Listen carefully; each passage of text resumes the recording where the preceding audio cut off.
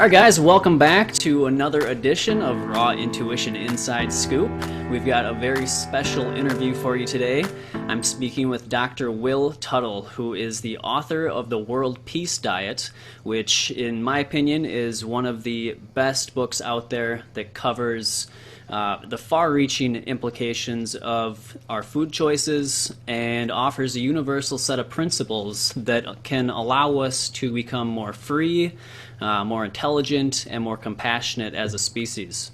Dr. Tuttle has a master's degree in humanities from San Francisco State University and a PhD in philosophy of education from the University of California, Berkeley. Dr. Tuttle is a professional pianist, composer, and teacher, and spent time in Korea where he trained as a Zen Buddhist monk and has worked extensively in Tai Chi, yoga, meditation, intuition development, and spiritual healing. So, we're going to ask Dr. Tuttle to condense all of that knowledge and wisdom that he has gained over the years and share a little with that, or of that with us, about why the World Peace Diet is so important to healing this dysfunctional culture that we find ourselves in. So, Dr. Tuttle, thank you so much for being with us to share your knowledge. Thank you, Matt. I really appreciate the work you're doing, and thank you, everyone, for listening in. It's great to be here. So, to start off, you mention in the book, as we become more mindful and gracious for our life and our connectedness with everything, we naturally become a force for positive change, which you have clearly done. Can you talk about your journey of transformation and how some of the different experiences in your life led you to where you are today, and how it inspired you to create the World Peace Diet? Great. Well, I think I'm very similar to most people in our society in the sense that I was raised in a typical family in terms of food. We ate the usual lots of meat, dairy products, and eggs growing up. I didn't question it because it was pervasive in my society. This was back in the 1950s in Concord, Massachusetts. And I just ate the usual foods. I went to church, kind of somewhat typical. I think it was of course, a time when it was before computers and it was before social media and so forth. But I remember always having a sense of loving animals and nature, but not really understanding too much about food and about religion. And when I was in high school and then going into college, it was really a time of social ferment with the Vietnam War, and so I began to start to, you had to question that, I guess. Why are we over there fighting and so forth? And so when I went away to college, that's when I really started questioning things more, partly because of doing more reading and getting away from the family and so forth and influences. And I began to have this inner yearning to grow spiritually. It was kind of a new feeling, but I had this interest in yoga, actually, in meditation, Zen Buddhism. This is back in the early 1970s. It was kind of a new thing. I think probably maybe because of the hippie movement, in a sense, just sort of opening doors, the Beatles, and who knows, just different things, transcendental meditation, and meeting people who meditated and learning about the possibility of inner peace. All these things. A lot of Eastern religious wisdom, I think, was kind of percolating into our culture at that time. I was born in Concord, Massachusetts, where Thoreau and Emerson had written, 100 years earlier, about the Bhagavad Gita and about meditation. And I learned to swim in Walden Pond.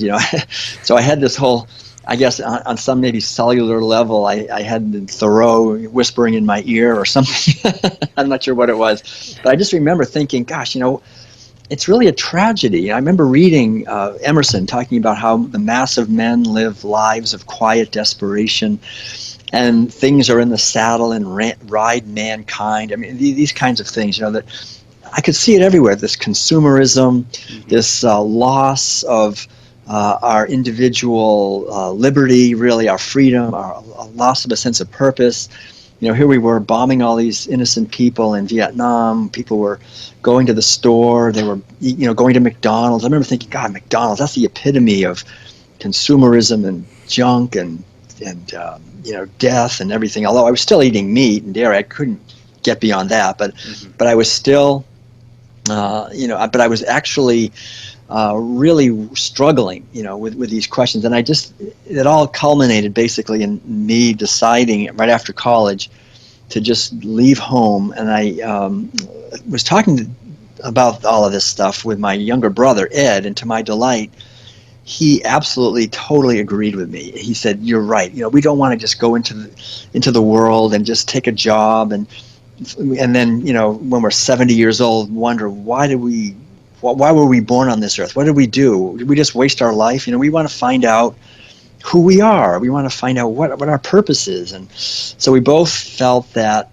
it was really important to have a spiritual path in life.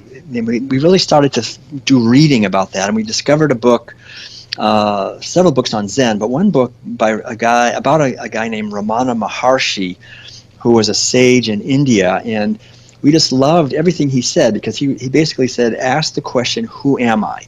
And don't take any kind of shallow answer. Go deep into this question. And so I started asking that question hundreds, thousands of times a day. Who am I? Who am I? Am I just this body? Am I just this collection of thoughts? Who am I? And so we started working on that. And we left home. We gave away everything. We didn't have any money, basically, and we just started walking. We thought we would just walk west, maybe to California. And it was a very idealistic, we just left home. I remember I had some fresh baked cookies from my mother in the backpack, and we said goodbye to our parents, and we were going off. And I have to say, I was groomed, actually, to take over my father's newspaper business. He had a whole chain of newspapers. It was really, I was set. I mean, I could have been wealthy, and he was one of the leading people in the town, very... you own the local newspaper, you're like the big person in town. Yeah. But so I could have taken that all over, but I remember just thinking, I don't want to end up just getting lost in this business of, I want to find out something else. So my father, bless his heart, he said, he quoted Thoreau. He said, every man must follow the beat of his own drum. That basic idea from Thoreau. Wow. And if that's the drum that you hear, I go ahead. So we had their blessing, and we left, and we didn't know what was going to happen. And we got as far as Buffalo, New York, after about a month and a half of walking, and it was getting cold. It was October, so we just ended up walking south. We walked all the way to Alabama. On the way, we stayed in these little churches. We stayed in hippie communes of various kinds. Back in the day of hippie communes, we just learned so much about life. And we have no money.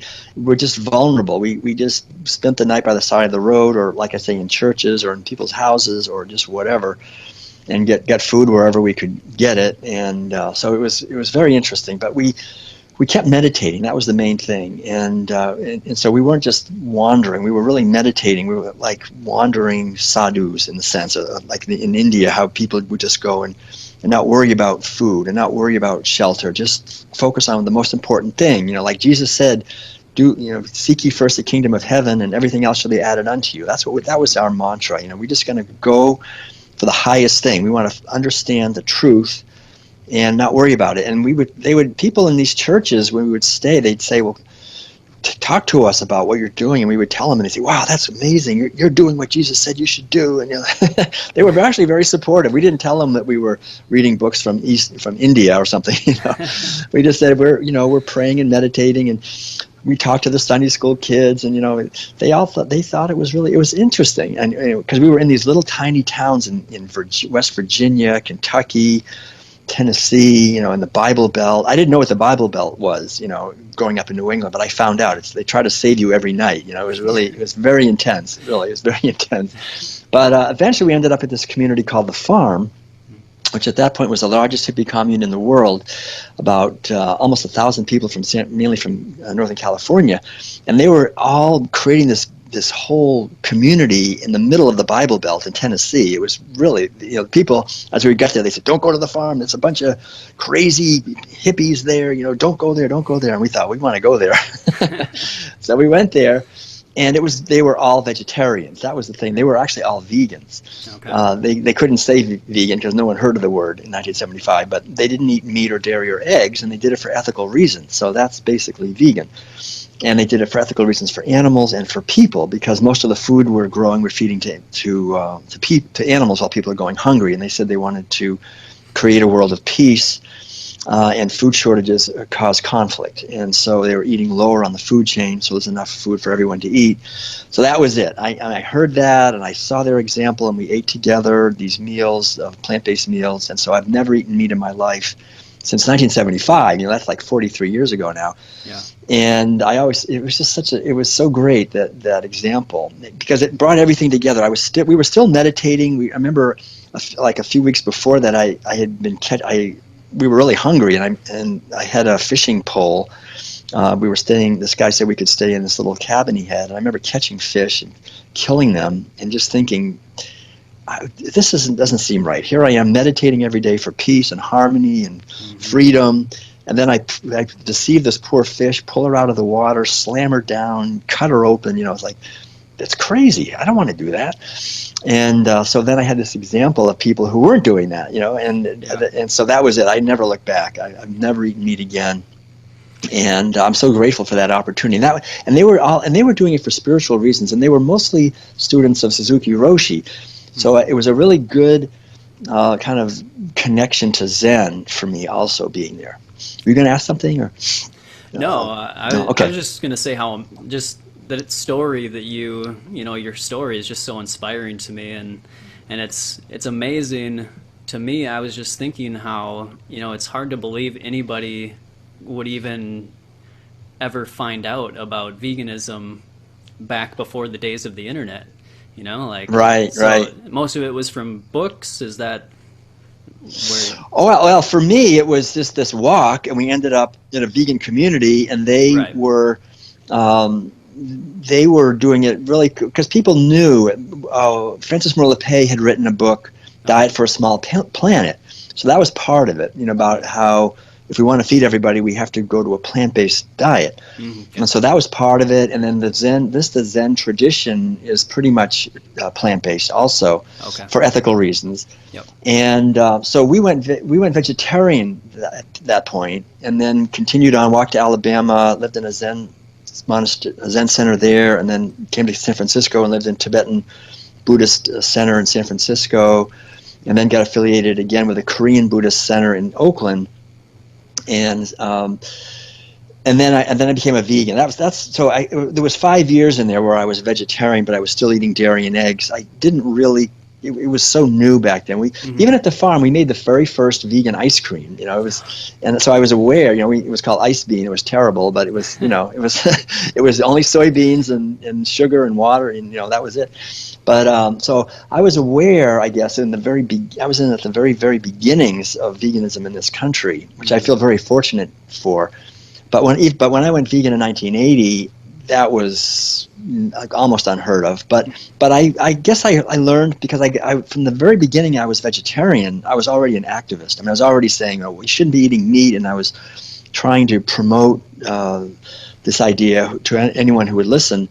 And when I made the connection, basically, to dairy and eggs and leather and everything else more solidly, then I just went vegan about 5 years later, and so. That was it. It was just learning through, I think, magazine articles and talking to people. And I don't know if I met any vegans. Maybe I met a few in Oakland. I was living in Oakland at that point. And they were, these protests against face branding. I remember the USDA was branding these calves on the face, and I remember going to these protests and talking to people, and I thought, gosh, they're vegan. I'm going to be vegan too. So this was back, in about 1980. Okay.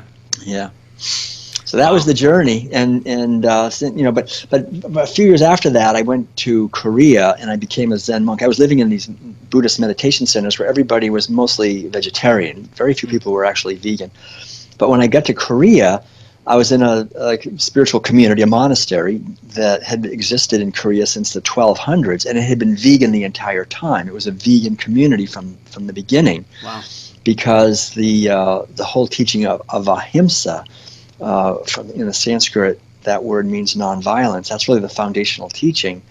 That if you want to evolve spiritually, and if you want to create a culture of harmony, nonviolence is the key, is the foundation. You can't harm others for your own benefit. As soon as and they always include all beings. It's not just humans; it's all sentient beings. And so, for 800 years in this community, there was no meat or dairy or eggs or wool or silk or leather or fur or killing mosquitoes or anything. Mm-hmm. So just being immersed in that environment, it gave this depth to veganism that was very profound. I realized this is a profound, ancient wisdom teaching that goes back for hundreds, probably thousands of years.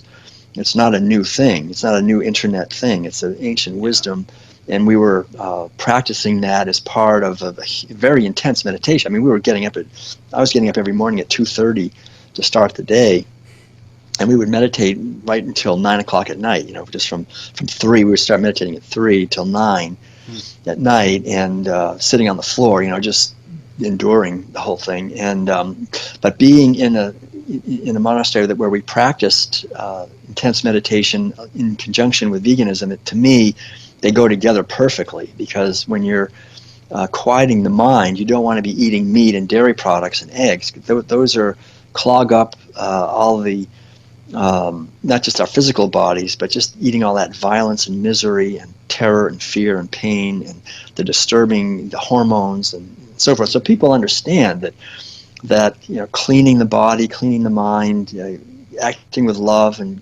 respect for others, this is the foundation of any kind of, not just a spiritual life or ethical life, but of a happy life. To have any kind of happiness, to have health. The foundations of everything that we yearn for comes out of veganism, out of nonviolence, essentially, out of treating others with respect. That's really the foundation. So when I came back to this country, I felt like I understood this much more deeply, and that's really what led to writing the World Peace Diet, was to try to share this idea with people, especially vegans who don't know, and non-vegans, everybody. Yeah, that's amazing. So for people, most people haven't had a chance to experience all of that amazing, those amazing experiences that you have had the privilege to. So, most people, myself included, up until about 7 years ago, I'd pass a truck full of animals, pigs or cows, and wouldn't really think much of it. Go do a drive-through, get some fried chicken or some like a burger, and not think about it. But I think most people would agree that they're against animal cruelty. So their actions don't necessarily align with their beliefs. Right. Yet right. They don't really connect that. And I think in your book you refer to a herding culture. Can you explain what a herding culture is and how it kind of came to be? Yeah, that's a very important point. We're all basically born into a culture that has 10,000-year history of herderism. I call it herding animals. We're thrown into the situation from birth. We're raised in families where we're taught from the time we're little infants. I think even before we're born, we're in the womb, we're already getting the milk and dairy and cheese and meat from our mother going right into our bodies, even before we're even born. And then as soon as we're born, if we're lucky, we get our mother's breast, but many people don't even get that. They get some kind of cow's milk thing, and then we start eating solid food, and look at any baby food jar, and there's veal and chicken and turkey and beef and cheese. Yeah. So we don't have a choice. Anyone who's eating animal foods is only doing it for one reason, like I did. It was because of the society I was raised in. It was because of the communities, my family and friends and neighbors and relatives, the teachers, the minister, the priest, the government, the ads, the corporations, the banks, everything. It's all organized around this. herding animals. That's the core of our society. This is invisible. This is hidden. We don't know that. We're not taught that. That should be taught. That, the core of our society is herding animals. That's everything else comes second. That's number one, most primary, most important thing. We use most of the land, most of the water, most of the petroleum. Our social lives revolve around our meals. Our survival revolves around our meals. The primary way that any society transmits its values is through rituals. The main ritual in any society are the meals. So when we are eating animal foods and herding them, we don't herd them like we used to, standing around, herding them physically. We just put them in industrialized herding operations called confined animal feeding operations now, but they're basically herded by machines and killed by the millions, actually by the billions now, every single day. And the only thing that drives all that is that we take out our wallets and pay for it, because we're taught to do that. We're forced to do that. It's not something we have a choice in. We're compelled without our permission because we're raised in a society where everyone does that. So it's very important to understand that we're raised in a herding culture. We're all engaged in behaviors that we never chose, that are not in our best interest. They're causing liver disease, kidney disease, heart disease, strokes, breast, prostate, and colon cancer, autoimmune diseases, dementia, diabetes, obesity, all the things that are really harming us are caused by that.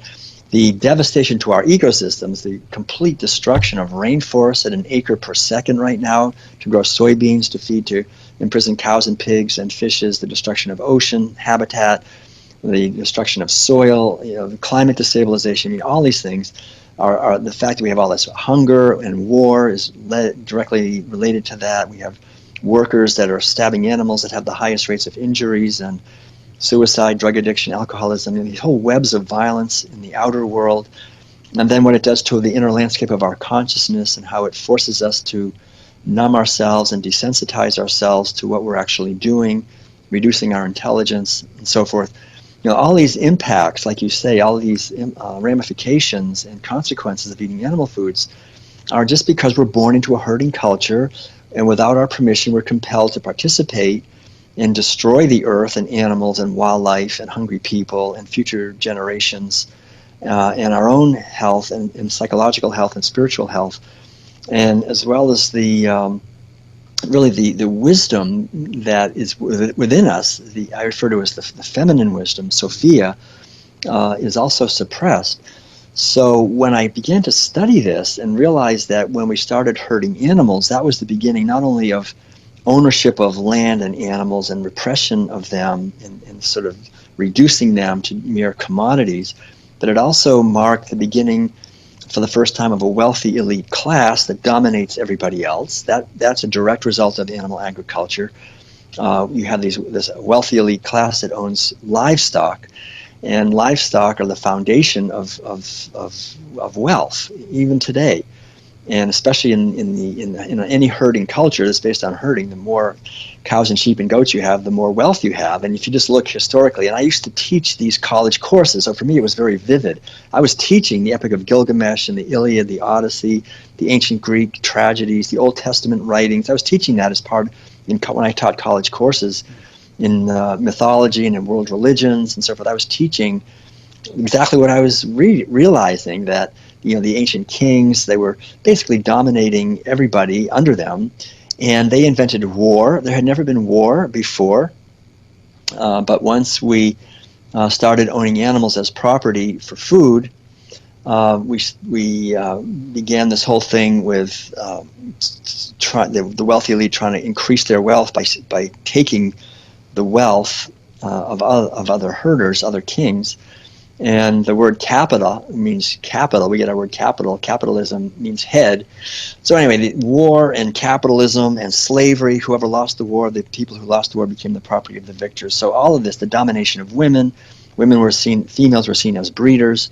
The whole macho male thing, the forcing young boys to basically suppress their natural feelings of sensitivity and tenderness and be hard and tough so they could dominate animals and women and other rival herders. This whole arising of a violent, warlike, patriarchal society based on herding animals. And hierarchical power structures and so forth. It just spread.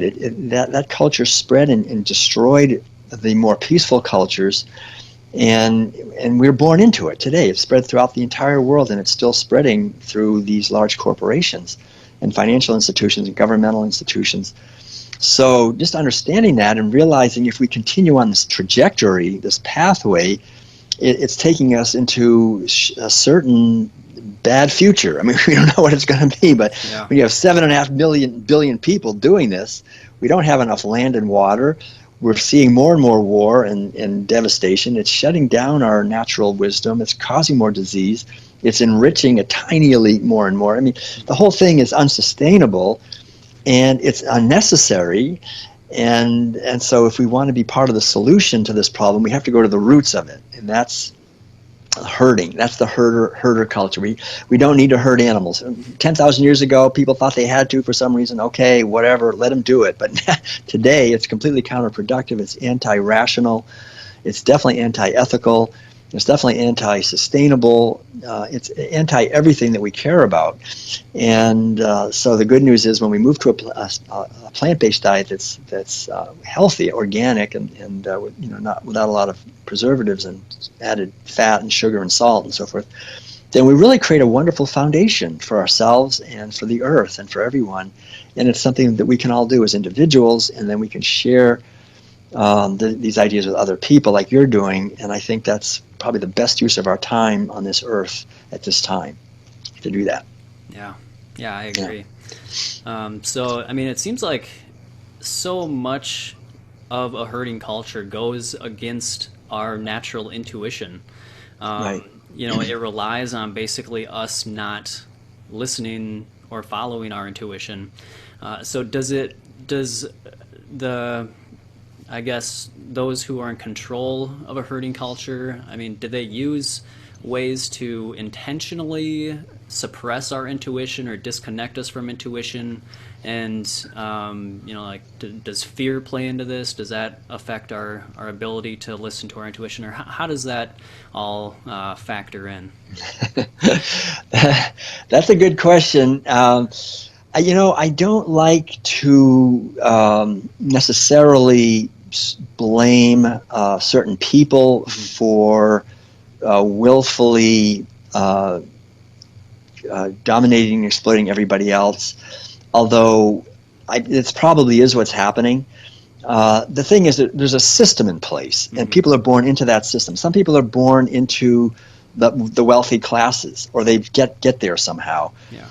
And I don't see those people in the wealthy classes who have, like the 0.1%, the super wealthy that control the media, control most of the institutions in our society, that they're just happy, relaxed, peaceful, joyful people that enjoy dominating, exploiting, and destroying everybody. I think, in a way, they're also the victims of their own violence. And because I growing up in Boston and being just who some of my relatives were, quite wealthy, and I directly saw high rates of suicide, alcoholism, and misery in the super rich. So everybody suffers from this. But I think just the basic actions, like when 10,000 years ago, when we started having to impregnate against their will female animals and steal their babies, that's a deeply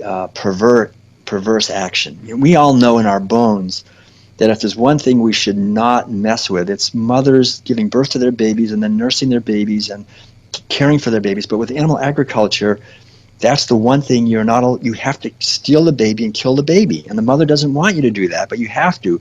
That's the whole point. You're going to steal and kill the babies, and you're going to impregnate them against their will. Today, all the animals, cows, pigs, chickens, they're all put on rape racks and impregnated.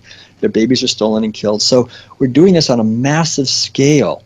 We're not only doing it, we're paying for it. We're causing it to happen, and we don't just cause it to happen. We then eat it. So that energy of that action, we eat it, and then we feed it to our innocent, vulnerable children. We feed meat and cheese and eggs and this kind of horror, this breaking of the most sacred bond. We feed it to our children. What does that do to us? it just destroys our intuition. Our intuition is the natural wisdom that we all have. We all have this natural wisdom that feels our connection with the larger order and gives thanks every morning for this beautiful earth. And we naturally are here to grow and awaken and be part of a creative expression of life here and to celebrate our lives. And yet animal agriculture is the epitome of everything that would destroy that. I mean, if there's any essence of evil in the world, it is animal agriculture. Animal agriculture, you can't get more evil or satanic than animal agriculture, imprisoning and raping and killing and breaking the bond between mothers and their offspring and then eating it and feeding it to our children and forcing people into it. This is really heavy duty. We're not taught that. We're taught the opposite. We're taught, oh, hot dogs and hamburgers and fish sticks, those are your good friends. You know, ranchers and fishermen, those are good things. You know, this is what made our country great. This is how the West was won. This is the great, you know, we're taught that the most hideous, violent, abusive, destructive, sadistic, just anti-life, anti-child, anti-mother actions and behaviors are good. Yeah. I mean, you can't get more wounded. See, we're wounded. That's the key. We're all wounded, whether we're rich or poor or in the middle. We're all wounded. Some people, you know, the woundedness can help us be hard-hearted and abuse animals. It can help us be hard-hearted and abuse other people. But on the big picture, it does not make anyone happy. It does not bring anyone inner peace. It doesn't bring anyone anything except more disease and violence. So the whole idea, to me, of veganism is simply, it's about two things, awakening and healing.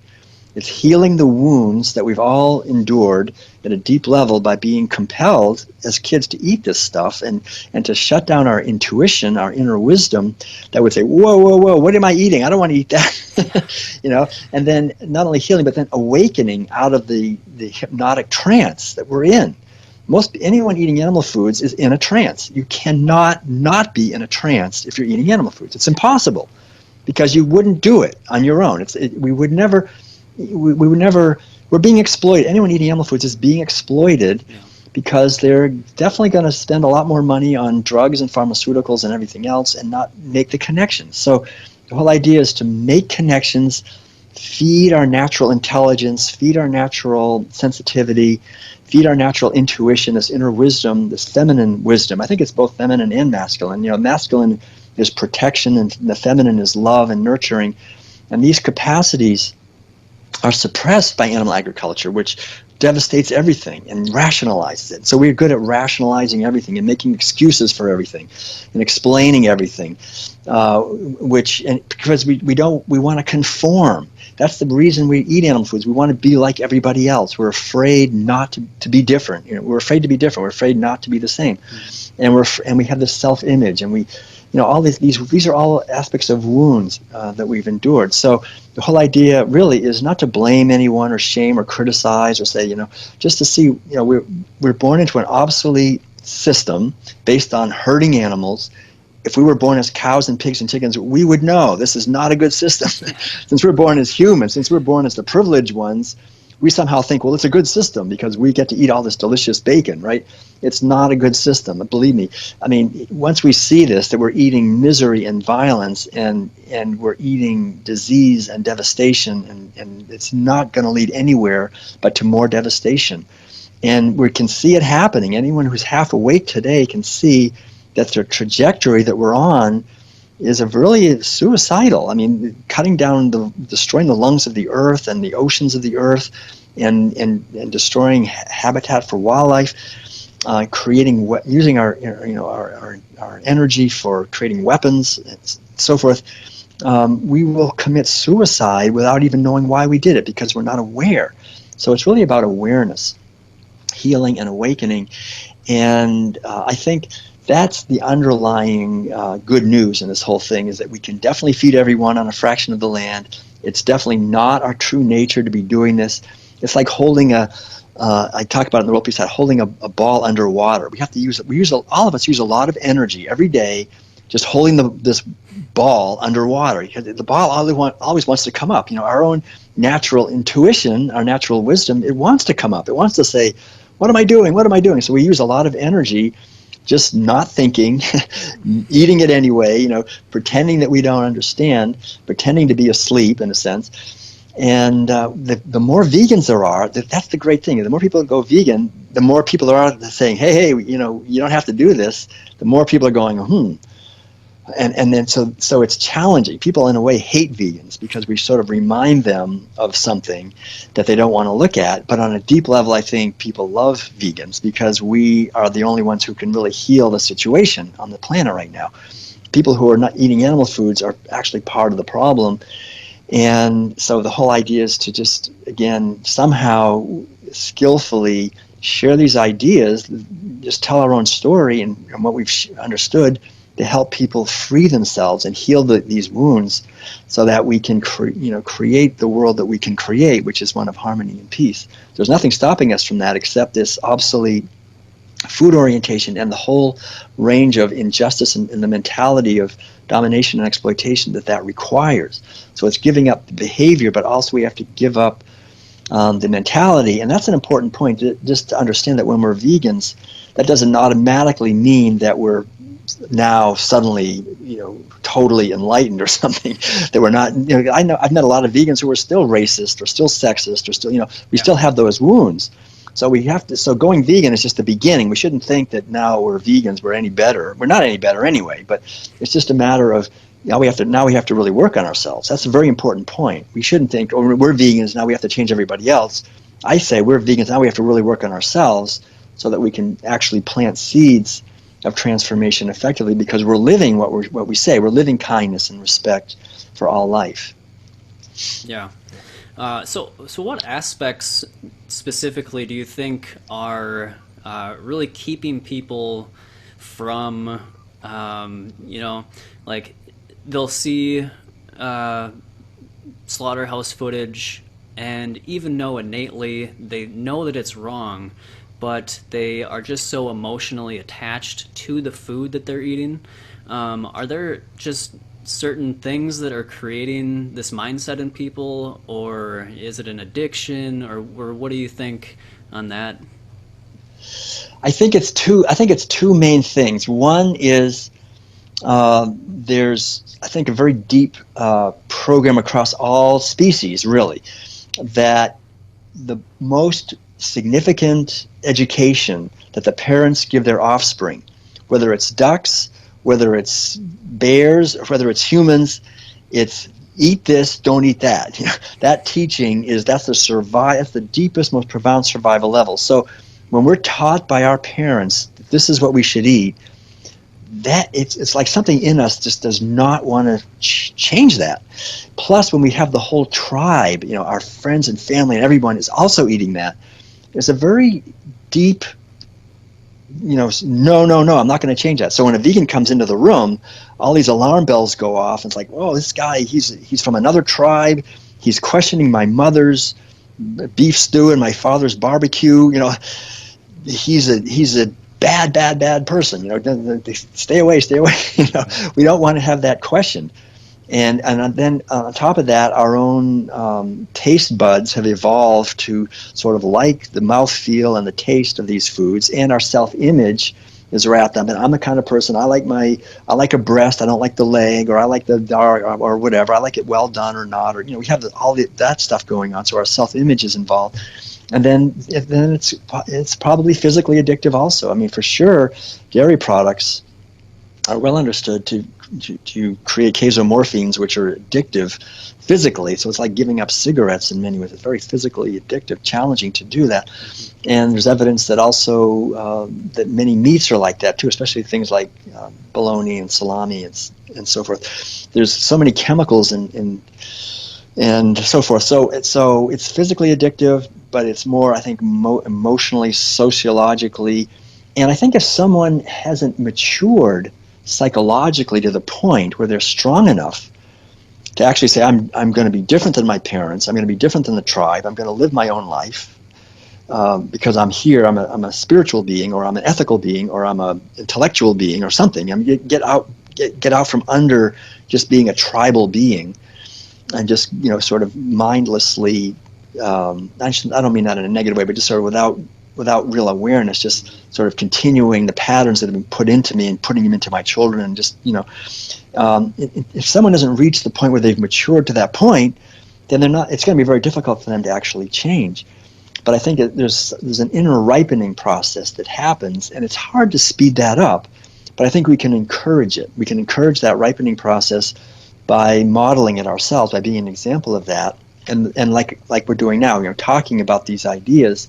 And if someone is open, then they can reflect on that. And I think that is, but ultimately the change has to come from within ourselves, ultimately. Yeah, I see. So science and religion are both, pillars of our society, and which, they definitely can provide positive contributions to our culture.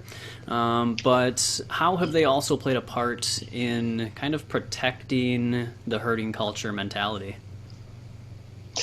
Well, I have a chapter called about science and religion. I say there are two sons of the herding culture, and I think that's the thing to understand. The herding culture is the father. The herding culture is the overarching umbrella, and any institution within the herding culture has to serve that overarching herding mentality and way of life. It has to. I mean, it absolutely has to. It doesn't matter what Jesus. I mean, there's a lot of evidence, for example, that Jesus and his disciples were what we would call today vegans. I mean, they ethically did not eat meat or dairy or eggs. Like even the brother his brother wouldn't wear. It's well known that he wouldn't wear any wool. It was written it's written in something that was written by people who were alive at the time, and were actually talking about. There's quite a few books I talk about in the World Peace Diet. The work of Keith Akers and other people, scholars, who write about the people who lived at the time of Jesus, and they all agreed that they didn't eat meat. That they didn't do that. But for Christianity to become the religion of a herding culture, that had to change. That had to be sort of thrown under the bus, and we had Emperor Constantine saying, you better eat meat. If you don't, then you're a heretic. And so the whole thing went upside down. And so that's how it is. And science is the same way. Science very clearly, just like religion, would question animal agriculture. Religion would question on ethical grounds, and science would question it on health and sustainability grounds. And yet we find both science and religion just basically supporting animal agriculture because they're co-opted, and they have to. We have this herding culture. But the good thing is that as our culture evolves away from herding, and it is evolving, then science and religion begin to be used in more positive ways to question the herding culture. But there's a huge tension there. There's a lot of money and a lot of power that does not want that to happen. So that's where the action is right now. It's like, how can science and religion begin to serve life rather than death, and serve the future rather than destroy the future? And that I think each one of us can help in that regard in some way. Yeah. So, as you know, we just got through another voting season, and there was a lot of, every commercial I would see, they were talking about healthcare and taxes and things like that. So, if the majority of people would adopt a vegan or a plant-based diet, what sort of impacts would that have on those areas? Wow. Right now, vegans are probably only 3% of the population or something like that. And when you say like over 50% of the people being vegan, yeah. You're talking about a whole different world. We can't even imagine. Mm-hmm. We're talking about a world to get to the point where half, or because I think if half were vegan, then the other half would go vegan too. It would be you're talking about a vegan world essentially. So. To me, it's a beautiful thing to contemplate, but it's pretty far from where we are now. But I think, on the other hand, it could happen relatively soon. But I think everything about imagining that kind of a world where people consciously refrain from imprisoning animals, where we liberate animals, we let them live their lives. We're talking about people who are no longer slaves. I mean, we don't have a political system that enslaves us. I mean, right now we don't have a democracy. We have a plutocracy.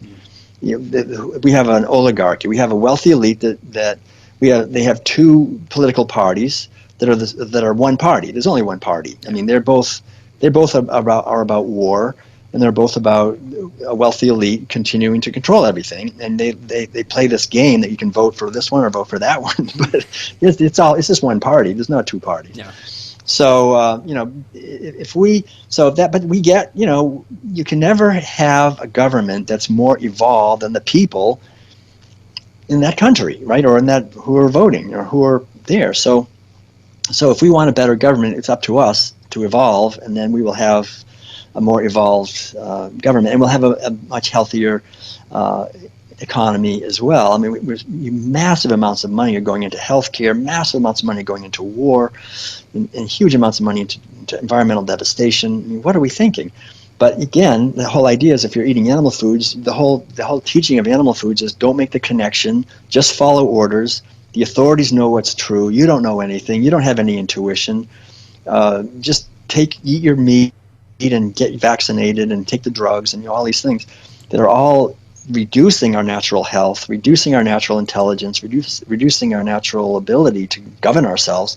So the idea of a society based on veganism, it's like this. It's like going through a doorway that opens into another doorway that goes into a whole other world where we are now living in a sustainable way, in a more cooperative way, where we're growing food with love and awareness, where our relationships are based on love and respect, where our education is based on love and respect, and where animals are free to live.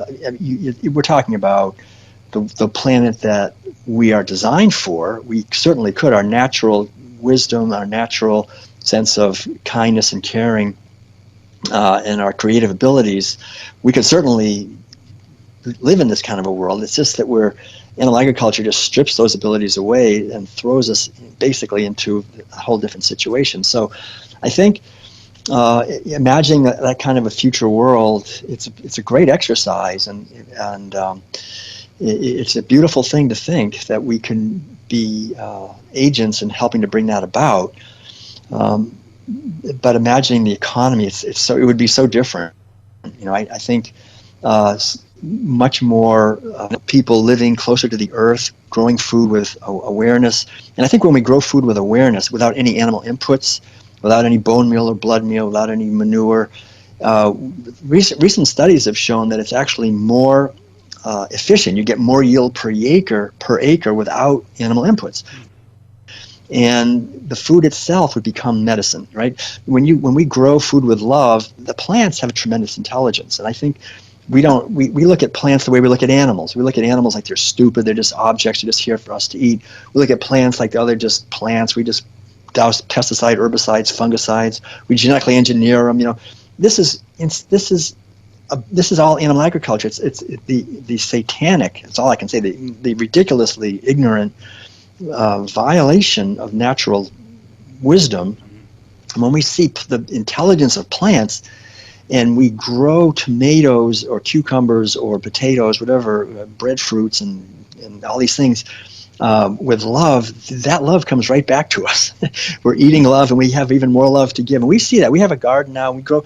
I mean, we can feel that. It's definitely true. There's a tremendous amount of joy and harmony that comes from growing food in harmony with the seasons and with nature and with our neighbors, and being sustainable for water and energy and so forth. We have a future where all this is possible. There's really nothing stopping us, except for the fear of change. Fear of not. I mean, what is it? What's stopping us? It's so interesting to think about. It's such a thin little veneer that's stopping us. If we just, wake up out of the trance, we could change everything actually very quickly, and that's the hope.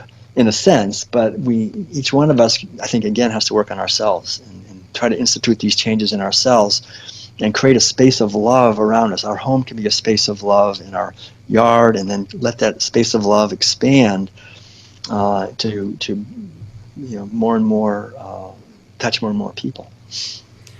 Yeah, so being a vegan and plant-based activist, and I'm sure you've heard these arguments quite a bit, kind of going back into people just don't want to change. I hear things like plants feel pain, and we can't feed the world on plant foods, which you alluded to earlier, that of course we can. We're actually growing more than we need. Or people that are more concerned about humane meat, treating the animals better. What are your thoughts on these sorts of arguments? Well, I think that's they're the manifestation of our capacity to rationalize and try to somehow have. I don't know why we want to have some violence or have some reason to have some violence. But basically, I have a chapter in the World Peace Dialogue called "Some Objections Answered." So people have certain objections to these ideas, like plants have feelings too. So the carrots are screaming. There's always suffering. Or we treat the animals humanely, so they graze, and that's good, and then we harvest them, like they're tomatoes, and we harvest them and we eat them and we live from that. And basically, it's well understood, first of all, that whether plants have actual feelings, they're not mobile, so there's no reason for nature to grant them actual nervous systems so they can run away. Like for sure, animals have, animals that we're eating, the fishes and the cows and the pigs and chickens and the birds, and all these animals for sure suffer. Plants, perhaps, on some way they would prefer. But the thing is, the beautiful thing, plants have evolved many different colors and textures and things to entice us to eat them. That's why they're beautiful colors, and and they're sweet, and we spread their seeds around. We help the plants. Anyone eating apples is not cutting down on apples. We're not attacking the tree, right? We're helping the tree, and most of the foods we're eating, if they're plant-based foods, are fruits. Whether they're tomatoes or cucumbers or peppers or pumpkins or whatever. So we're really, it's a very loving thing. It's a loving system. It's based on propagating and sustaining and working in harmony with nature. It was always women's work, basically bringing out the best in people, kind of learning to gather enough and then have some for the winter and so forth. All this, it's very communal, cooperative work if it's done properly. So saying that plants have feelings too, as a way, it's obviously kind of absurd, but it's that even if it's true, I just point out to people, if the average vegan, according to scientists, is saving somewhere between 100 and 200 trees a year. Trees, that are being cut down to grow animal feed, basically, that's being shipped to all over the world. If we're living in Europe or the United States and we're eating any meat, it was fed soybeans that grew, a lot of them grew where it used to be forests, and even in Brazil right now. So if we care about plants, we should definitely go vegan, and that's the bottom line. If we want to save plants and have compassion for plants and animals and wildlife and future generations, it's all interconnected. And there's these ideas that somehow it takes more land to feed vegans or something like that. It's completely anti-rational. It's ridiculous. We understand very clearly that you can grow 50,000 pounds of potatoes on an acre of land, or about 100 pounds of meat, right? So, come on. You can feed a lot more people with 50,000 pounds of potatoes. So there's no way to equate the inefficiency of animal agriculture is so ridiculous. It's so absurd.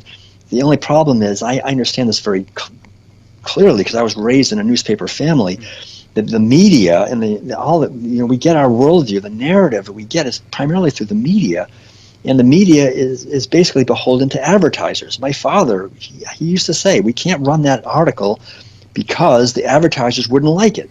You can't give people truth that the advertisers don't like. The advertisers decide, what people are going to hear. The biggest advertisers are the big food industries, and chemical industries, petroleum industries, pharmaceutical industries. They don't want us to be aware of what you and I are talking about right now. So you're not going to read about this in the New York Times or see it on CNN or on the Washington Post or any of these places. So that's why we have to really doubt what we're hearing in the media. We have to realize that a lot of the so-called research that we see, and I, again, getting a PhD at Berkeley, taking courses in qualitative and quantitative research methodologies, I understand very well you can create studies to show anything, right? You can prove that dairy is good for your bones somehow. I mean, by fooling around and getting paid a lot of money. And many scientists are on the payroll. And then, of course, those studies get huge media exposure because they're the ones advertising. And the studies that are, there's many more studies that show that animal foods are really detrimental to our health, but who's going to publish those? Who's going to promote those? The broccoli lobby? There isn't any broccoli lobby. So that's the whole point, just to understand that we have to use our intuition to get to the bottom of a lot of these objections. When people say that humane meat, I mean, if people treated cows, if people treated dogs the way they treated cows, and people say, oh, these wonderful farmers, I have my humane meat. If they did that to dogs, we'd throw them in jail. We'd spit on them. We'd say, these horrible people, look what they're doing. So we have to just see that it's anti-rational. The whole thing is based on creating an illusion, and there's no such thing, obviously, as humane killing, and I can go on and on about that, but the underlying idea, just to say that, for example, here in Northern California where I live, there's a place that advertises humane meat. Like there's such a thing as humane meat, like humane raping, humane stealing, humane murdering. I mean, you can't humanely do something like that because humane means being aware, being mindful. And so we have to submerge our natural humaneness under a narrative of violence and abuse to do that, and it's impossible. I mean, we can't to have humane anything if it's animal food, unless it's maybe an animal was killed accidentally or died or something, then you want to eat that. But to actually raise animals to be killed, if a superior species did that to us, we would know it's not humane. Right. we wouldn't have to have an argument about that. Yeah. So one thing that I also hear people say is that they can give up red meat, they can give up chicken, but they are going to still consume fish because fish is healthier, has omega-3s, and they feel like that is a healthy addition to their diet. So is there really any evidence that fish is healthier than other meats, and what kind of impact does it have on our health that you found? I think fish is probably one of the worst things you can eat for your health. Fish concentrate toxins in their flesh thousands, or very often hundreds of thousands, or even millions of times more in their flesh than in the surrounding waters, and everything ends up in the water. Mm-hmm. So we have heavy metals, PCBs, dioxins, nuclear radiation, pesticide, herbicide, fungicide residues. It all ends up eventually in the water. And these fish, especially, and 2/3 of the fish we're eating now are factory farmed. In fact, it's well known that factory farmed fish have even much more toxins. They have to dump antibiotics in there. They have very high levels of antibiotic residues, other drug residues, hormone residues. Even fish that says it's wild caught, very often it's not wild caught. It's factory farmed. They put dyes in to make it look like it's wild caught, like the salmon.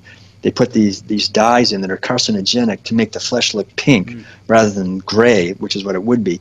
So you can't trust the labeling. You don't know what you're getting. According to Consumer Reports, it's mislabeled a lot. So fish is terrible. I mean, in terms of toxicity, it's very high in protein, which is toxic. These long proteins that are hard to digest. It's very high in fat for the most part, and the toxins ride in the fat. And so, if we want to be healthy, we can get omega-3s where the fish get it. The fish get omega-3s from plants. We can get omega-3s from flax seeds, hemp seeds, chia seeds, walnuts. There's many different places. Mm-hmm. And vegetables in general have some omega-3s in them. And so there's no nutrients that we need to be healthy. I haven't had any fish, in the last 40 years, and I'm so glad I haven't. I mean, there's nothing you need to be healthy, and fishing is just absolutely destroying our ecosystem worse than almost anything. We're overfishing the oceans. Factory farming of fish is an absolute environmental nightmare. And so really, the first thing we should give up is fish. People have this feeling that fish don't feel pain. That's the other thing. They think, it's just kind of like, they don't scream. They don't, they're sort of different from us. And that's been completely disproven, that fish are absolutely as sentient as we are. They have a central nervous system with pain receptors, just like we have. They have emotional intelligence. They have a lot of them have very sophisticated intelligence and sophisticated bonds that they have with their other fishes and so forth. So really, on any level, whether it's for our health or whether it's environmental or whether it's for compassion and respect for animals, it's so great to not cause, not to enter their world. I remember doing that as a kid, fishing, and it's kind of a thrill. You throw this hook in and then you pull this thing out, but think of it. I mean, we enter their world deceiving them with an intent to harm them. Mm-hmm. And then we get fun out of it. We play them on the line. I mean, it's so cruel and so torturous that to be pulled, you can't imagine the pain that these poor animals go through. Very often they die. Even if we throw them back, they die just from the stress, It's so, it's like we're taught, but I see it. They have these fishing derbies. They teach little kids, the grandfathers, this is like, the greatest thing the grandfather teaches to his grandson is how to put a worm on a hook and how to catch a fish. It's like considered this holy, wonderful thing. It has all these angels are singing and God is celebrating. Oh, we taught him how to fish. Yay! If we saw what it actually was, this murderous, cold-blooded, heartless, violent, unnecessary intrusion into the lives of these beings that are minding their own business. You imagine, you're just in your home, you're reading a book, and suddenly this hand comes in and tempts you to, or offers you something, and it's it's really very. So if anything is evil, that's it, and yet we don't see it. We're so brainwashed culturally that we go along with these things. So I think it's very important to look deeply and see things as they are, not through all the filters that have been put over our eyes. Actually. Yeah. I used to be a big fisher, fish lover. I would go out, fish all the time. We'd go up to our cabin, do a lot of fishing. And from a young age, I was told that, fish have like 3-second memories. So, and they don't have nerve endings in their mouths. And so I was, that was just another confirmation that it was okay to do. And so Plus, it has this whole aura around it. I'm going fishing. It's like that's the good life. Right. Just in harmony with nature, just breathing in the fresh air and catching a few fish, frying them up on the fire. Yeah, and now I see pictures of people holding fish up, and you can just see the terror in their faces. That's wow. Yeah. Interesting. Right. Yeah. Yeah. So, as we've kind of talked about how, animal agriculture has really spawned the need for war and all this pain and suffering. What steps can people take to help move us in the direction of the world that most people say that they would like, no war, no poverty, no suffering, what are some things people can do to start making a contribution towards that? I think the most important thing ultimately is to get informed. Once we get informed, then our motivation will kick in and we'll begin to become proactive. It's very important to just become informed and learn. You don't have to believe what I'm saying, or just do the research. That's what I had to do. I just did the research. I had the example of people who were eating a plant-based diet, and I saw they were healthy, and so I thought, okay, well, so I did research, and the more I learned, the more I got, wow, this is amazing, and just do more and more research, just find out, and I would say not only outer research, read books and magazines and watch YouTube videos or whatever you feel, you have to learn to, to see what's really true. Mm-hmm. So that's why it's important to also do inner research. I feel very grateful that for some reason as a young person I had this driving passion to meditate and to just quiet my mind, even though the mind does not want to be quiet. The last thing it wants to do is be quiet. It wants to be always, it's like my old Zen teacher said, it's like having a popcorn popping machine that you can't turn off. It just won't stop.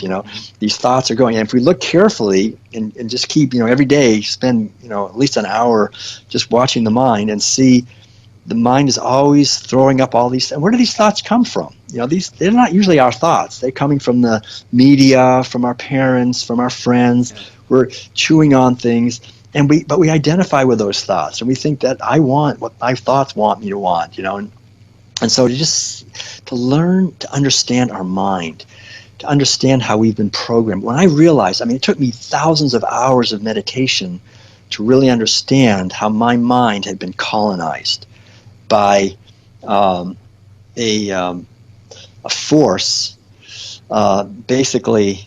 See, are we still there? A force, the cultural program, basically.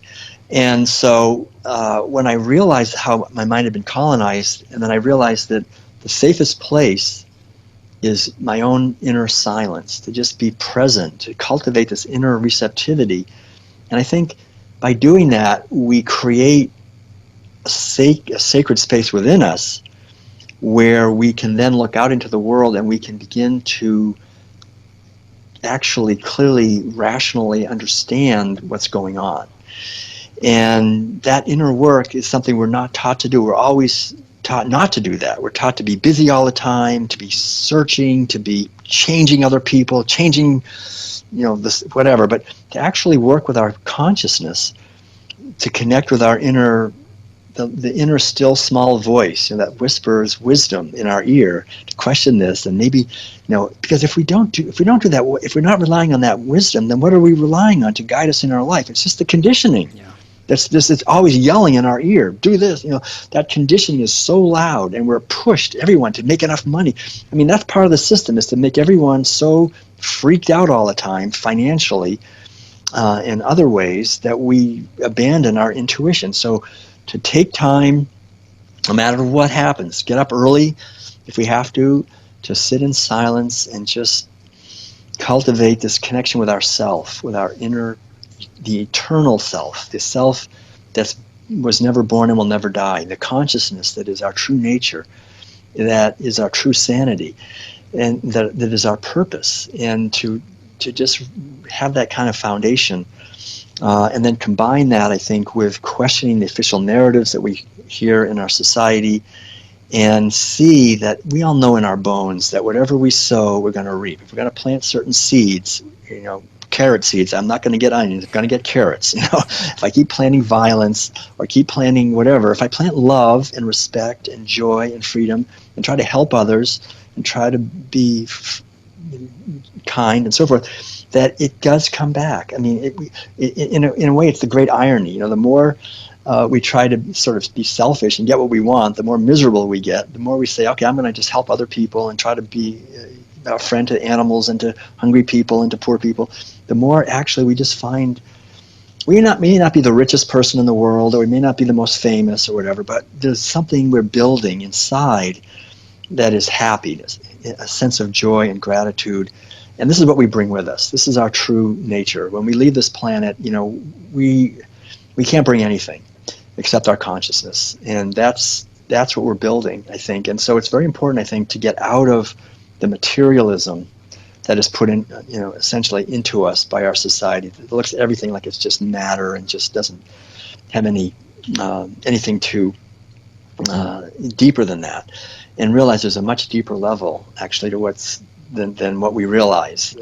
That a culture that's been killing animals for 10,000 years has practiced staying shallow so well that now, as children, we're taught this very shallow, materialistic view of science and religion and everything else, to go much deeper.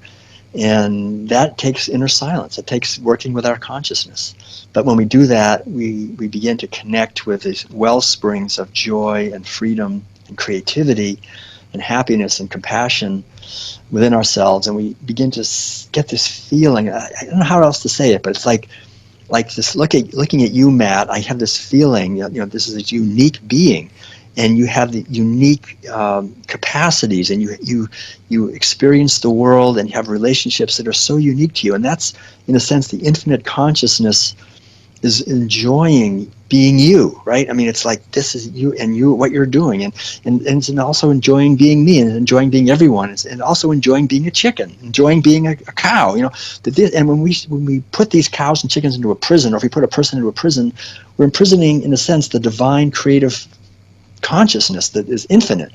When we do that, we just hurt ourselves. So when we can somehow look deeper and connect with that joy and respect of the unique being that we are, and see that's in everyone, in all beings, then we naturally are outraged if someone harms that, because they're harming the most sacred thing. And we realize that we live in a society that just paves over, like Joni Mitchell said, we pave over paradise, and we just pave it over, and we don't realize what we're doing. And to wake up again. So I think anything in this direction, moving to a plant-based way of eating and living, is the greatest gift we can give in the outer world. Connecting with our inner silence and the inner gratitude and joy and creativity that we have in the inner world is a great gift we give to others. Being healthy, taking really responsibility for our health is a great gift, not just to ourselves, but to other people. A lot of people don't realize that. They think, well, my health is my own thing. It's not our own thing. I mean, when we're unhealthy, we're hurting everybody, really. Yeah. I mean, we should really try to take responsibility and be healthy. So we're not I've seen this so many times, because I've been vegan for so long. I've had friends that were vegans, and it's like an example, like the woman, she's a vegan, and she's trying to get her husband to go vegan, and he doesn't want to. He likes his meat. And then after 10 years, he has a stroke. And then for the next 10 years, she has to take care of this guy who doesn't even recognize her, because he had a stroke, because he didn't want to give up his meat. So she has to pay the price for him. I see this all the time. So we should really realize that, the more we work on ourselves to be healthy psychologically and physically, we create a better world for everyone. And we can all do that. That's where our real joy is. Yeah, that's beautiful. So, my channel is dedicated to helping people reconnect with their intuition and, just reaching their full potential. And maybe this ties in with exactly what you just covered. You covered, so much great information there. But increasing the connection with their intuition, other than eating plant-based and meditating, would you say there's anything that you would do, or are those two enough to really bring people back into connection with that inner voice? Well, I love that you're talking about intuition. I have a new book here. Oh. It's called Your Inner Islands. Very cool. The Keys to Intuitive Living.